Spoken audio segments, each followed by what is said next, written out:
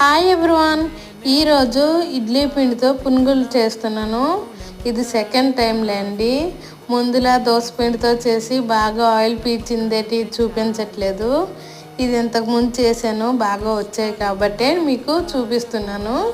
ఇడ్లీ పిండిలో కొంచెం మైదా కలుపుకొని అందులో సాల్ట్ వేసి కొంచెం పిండి లూజ్గా ఉండేటట్టు వాటర్ వేసుకొని కొంచెం కలుపుకోండి. మనకి గారెలు ఎక్స్పీరియన్స్ లేదు కదా, అది రౌండ్ రాకుండా రకరకాల మ్యాప్లు వచ్చాయి, కానీ పునుగులు మాత్రం బాగా వచ్చాయి.